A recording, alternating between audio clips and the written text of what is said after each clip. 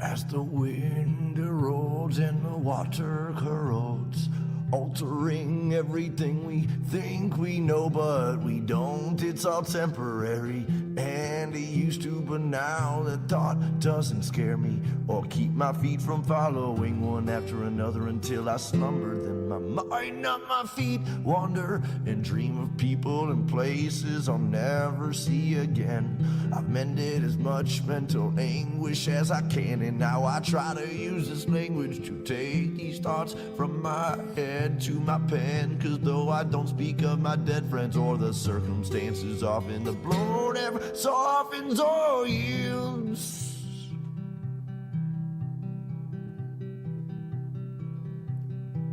I'm in a desolate field, lonesome stargazing, night blazing, chasing traces of remembrance and reverence of relevant friends and acquaintances, and faceless and nameless names and faces. And while my mind is racing through these photo albums and quotations, all these people and places far from me, for only land and stars I see when I'm outside of the mile-high city, which is not my city, for I was born 1,000 miles northeast of there in the land of beer and lakes and pistol fire on MLK's birthday, where there is no minorities and segregation's mandatory. But that's a whole nother story altogether, and no matter the weather or hardships that any place brings, I'll still laugh when people shiver and say it's freezing, or say, hey, no wait, I already had 18 mixed drinks, but I guess it's a Midwest thing, and I'm a mess from a dirty city and brought most of this filth I've gathered with me.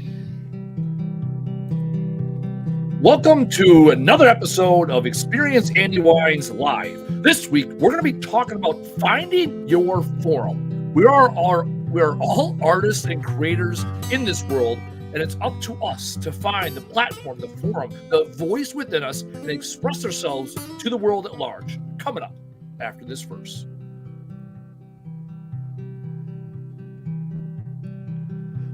My work labors on as lovers sleep in each other's arms, remaining calm and collect. I begin my self-reflection process of redemption. Honestly, I don't know where this road leads, or if I'm even going. Could be rowing upstream, or worse, chasing my dreams to the peak, to finally be somebody doing something with what I have, rather than saying again and again that I can't and I won't anymore from this day forward. Cause Lord knows the past is set in stone, the present is yours to mold and to use for future uses. I know I'm a nuisance, I'm told, except neither young nor old, nor giant nor gnome. I don't sleep on these streets usually, though I've made thrones of my own. I don't sit well with idle hands, though don't know what to do when I'm home all alone. I'm a menace thrown from society, and as it lies to me, I'll smile silently as others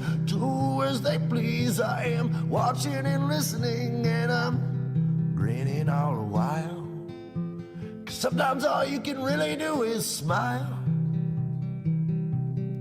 So as the work labors on, I'll keep on singing my songs, and this day's never done. We just keep on spinning around that sun. And well, through all these miles and trials, all I've learned to do is smile.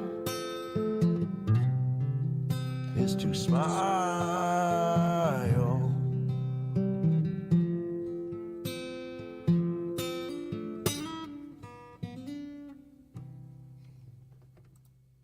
Here we are. Episode something. I don't even know. 9, maybe. Sure. This week, we're going to be talking about, see you scrapping. I see you. I know you. I missed you the last 2 weeks. We're back at it on a Monday, 15:30 Central. And today, we're going to be talking about finding your forum. It's important to me because for years, I told myself I wasn't good enough. I convinced myself and others around me repeatedly that I wasn't creative. I wasn't an artist. I didn't have a creative bone in my body. My sister, she's an interior designer. She went to school for design, and she always was drawing and doing the artsy things, right? My brother, my youngest brother, is an artist. He's got a woodworking business, Ike Winter, and he takes old wood. It started with pallets, and he created mountains and mountain landscapes and things, and then now he does a bunch of things, all with reclaimed lumber. And then my middle brother, Tyler, who's the artist featured in the opening song to the Experience Andy Weins Live, he's a musician. And he paints and does other things, but music is his primary form.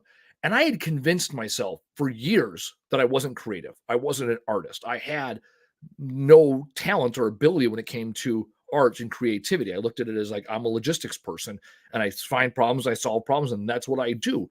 And because I convinced myself of that, I never put myself out there. It was an easy cop out. The reality was, I wrote a poem in high school that was published that I was very proud of, and I meant a lot to me because I was speaking about growing up in the woods and nature and things that really I enjoyed. And as I got through my early to mid 20s, I realized that there was a lot of public speaking opportunities, and it scared the hell out of me. I struggled in Speech 101 at Milwaukee Area Technical College, and yet I loved it. I wasn't good at it. I was shaken. I was nervous, and most people are, and yet I enjoyed it. And then I got into networking and business, and I would go to events and I would listen to people speak on stage, and I'm like, I can do that. There's nothing they're doing up there that I'm not capable of. I have a perspective. I have a view of the world that I want to share. I have some depth of knowledge. Why not me? And it was from that place of pain, seeing other people on stage when I thought I should be up there. I transformed that pain into passion to define my purpose, which eventually led to me doing a TEDx years ago, 2019. And all the speaking before that, I'd done speaking and I got used to it, whether it was on panels, and then I started doing keynotes, and then COVID happened and I did virtual stuff. And even now, I'm doing workshops and I'm doing this show once a week where I'm saying, okay, my creative outlet is taking in the world and expressing myself verbally, coming up with an idea. Earlier today, Taylor, our producer, he always texts me around 11:30, 1 o'clock ish, somewhere in that range. Hey, Andy, what's the topic for today? And I was driving at the time. I thought, okay, find your forum. Let's talk about why do I do this? And how is it relevant to other people? And how can I express myself and others so that they pave their own path? I'm not asking to have others follow in my footsteps. I'm challenging you to pave your own path with your own mindset. And what is your creative outlook? I've been told time and time again, most people can't get in front of a microphone or get in front of an audience with a single topic and start talking. And for me, I love that. I love the idea of starting a conversation and not knowing where it's going. Like Michael Scott talks about in The Office, like sometimes I start a sentence that I don't know where it's going, right? And even this show, when people are like, hey, where are you going with this show? Or where are you going with the individual shows? Like, I don't know. And that's part of the creative process. The difference is a lot of artists do their things on the side. They write in their journal. They paint. They sing only in their bedrooms where no one can judge them, right? And my challenge to you is simple. Get out there in the world, sing your fucking song, and let the world tell you you're tone deaf. Because the only person in this world you need to impress is yourself. It reminded me of a quote, and I looked it up before this because this was my research. I do my research from the time the song starts until I say, all right, here we are in another episode, right? So in my basic research, there's a saying. I've heard it 100 times. I looked it up now I finally have it. My dad told me this saying. He gave me this saying on a piece of paper he cut from a newspaper because he's old school. Right before I did a 90 ideas in 90 minutes keynote or a keynote presentation. Keynote's a stretch. And so it was nine business people with 10 different ideas, 90 ideas, carry the one, you get the hillbilly math. So I had 10 ideas. And as I was getting up on stage, I had my PowerPoint ready to go. I had locked in at 10 minutes. I was focused. He hands me a slip of paper and it said this: in the end, people will judge you anyway. So don't live your life impressing others. Live your life impressing yourself. And my father handed it. I got up on stage and I talked about how nervous I was. And I read that quote and I said, okay, now let the presentation begin.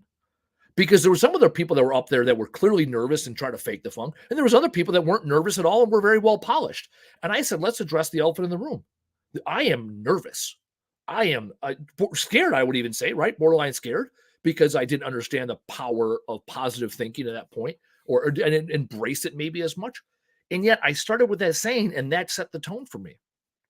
And I realized that my father, in his own creativity, He loves taking old things and turning them into new things. My mom loves doing stained glass. I look at my immediate family and it's like, wow, we're all artists. We're all creators. And everybody in this world is an artist and a creator. The difference is, are you willing to put it out there yourself?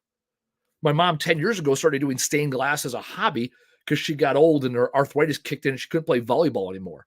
And now she does stained glass, and now she teaches other people how to do stained glass. And she got to a point where she was teaching, taking these classes, and now she does it down in her basement and creates artwork for other people, and she loves it because that's her creative outlet. And she's willing to do it and cut outside the lines and take a pattern and turn it into her own and say, yeah, I created this and let me share it with the world. What right now in your world is stopping you from doing the same? What is your hidden talent or ability?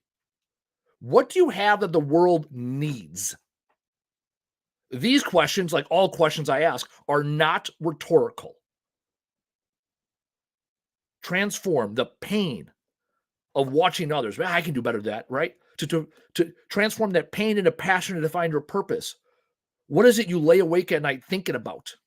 What creative outlet do you already do that you do not share with others? The greatest ideas in the world are not found in the libraries. They are not found in the museums. They are found in graveyards for people that were unwilling to put themselves out there. Embrace who they are. Let the world hear their song. Birds do not refuse to sing. They sing every day. I couldn't tell you the difference between a bad singing bird and a good singing bird because they sing and it's all beautiful. And the most beautiful thing you can do as an individual is be a creator in this world. Every day you show up to life, you have three choices. You can consume, you can contribute, or you can create. The more you put into this world, the more you get out. The more that you create, the more you'll be able to take from this world. The more you can take, the more you can give to others. It's that simple. You have to choose to give first. Give of yourself. And then what you find yourself when you became, when you already are a creator. Not even. I became a creator. I became an influencer or creator. Yeah, well, content creator. That's the fucking word I was looking for. I'm a content creator. Fuck that. You're just taking words you already had and putting it on a goddamn meme, right? Fine. We're all creators, right? I'll say this. I will give credit to content creators because at least they're creating something, right? We're all creative in our own ways. And what you find is, and I found this, not you, I don't give a shit. Well, I will speak from my perspective, not your perspective. What I found is the more that I create, the more I find other creatives, the more I find other creative outlets, the more I appreciate what others put out in this world. So my brother, for example, he has an album and he has a second album that recently came out. I was listening to the new songs. I love it. And I've seen him live. And obviously I'm extremely biased because he's my younger brother. And I've been listening to him play guitar for 20 years. I fucking love him. And he speaks about things that are relevant to me because we grew up in a similar time and place in this world. So it's good. And when he came up with this song, the song that I use, it's called a thinking song. This song came out like 7-8 years ago. And I look at it and I think about the words and I think about my brother. Him and I could not be more different. He's a hippie who lived in Hawaii for 5 years and hasn't had an address in 15. That's who he is. And he's like my best friend. I love him. I'm a guy that's got 19 years in the military and owns a business and looks at numbers all day. And yet he appreciated my book and I appreciate his music. And we found independently thoughts that cross over. So I highlighted 3 different lines from his 3 verses in the thinking song. And I think to myself, and I see that as a creator, we're doing the same thing. So one of the lines is he says, and now I try to use this language to take these thoughts from my head to my pen, because though I don't speak of my dead friends or the circumstances often, the blow never softens or yields. My brother's lost friends to suicide and drug overdose. I've lost friends in the military. And yet we found the same thing. We've taken our pain. I put it in right here, right? Transform. I use this language to take these thoughts from my head to my pen. I wrote a fucking book. He wrote down the lyrics and then sang them for the world to hear. We came from the same place, the same pain point, and yet our creative outlet was different. And now that we've created and we've put it out there, we can now come together. This next line he puts, chasing traces of remembrance and reverence of relevant friends and acquaintances and faceless and nameless names and faces. And while my mind is racing through these photo albums and quotations, all these people and places are far from me. It's a lot of words there. What I get out of that is I look at the people I see today and relate them back to people I knew in the past. I hear things, right? Photo albums, like visual images or quotations, things people say, and relate them back to a different time. I was about to say a better time. It wasn't a better time. It was a different time. I remember the times growing up, this time of year, it's fall, hunting with my family, and the love I had for my grandparents and the love I had for my dad's side of the family, especially, and all the time we spent together and those really, really good times. And now the opportunity is for me to either A, recognize these good times with others, or B, create these good times. Take these times that I was able to embrace and enjoy, and how do I create them with others as I move forward? And what I realized about those people, my grandparents in particular, they didn't hesitate. They spoke what was on their mind. My grandmother was the classic speak softly and carry a big stick. When she spoke, everyone listened. She only spoke from the heart. She had a 6th grade education. My grandfather never graduated, did high school, and yet I learned more about life from the two of them because of how they spoke to me. They took their time with me. When I went to their house, we would visit them. It was a visit. And then my grandma always said, thanks for stopping by and visiting. It was an intentional time we took together. And that's something I need to remember in this fast-paced life where I want to go, is to take the time to visit with people, create new stories, new ideas with others. And then his last line my brother speaks about, and it's right directly to what I read about in my book. He says, to finally be somebody doing something with what he has, rather than saying again and again that I can't and I won't anymore from this day forward, because Lord knows the past is set in stone and the present is yours to mold and use for future uses. My favorite line in the entire song. I write about this right in my book. Shit words that do not serve. I can't, I won't, I don't. Society, people do not give a shit about what you can't, won't, or don't do. What can you do? The past is set in stone. The present yours to mold, to use for future uses. Often people are stuck living in the past, thinking about the future and not embracing the present. This line resonates with me then more than any more because, again, going back to language. When you tell yourself and others you can't, you won't, you don't, you're absolutely true. It's absolutely factual. And when you spend time and energy refueling the cup of bullshit, this cup of what you can't do, you won't do, you don't do, you're continually implanting negative thoughts into your head. Transform that into what you can do. How can you be creative today? How can you contribute to others' creativity? What do you consume and how does it drive your creative outlet? Answer those 3 questions. Get out there, find your creative outlet, and share it with the world. Everything I'm talking about goes back to my 3 steps for successful life. Do the fucking thing, tell the fucking world, show the fuck up. I'll see you next week. Through all these miles and trials, all I've learned to do is smile. Is to smile.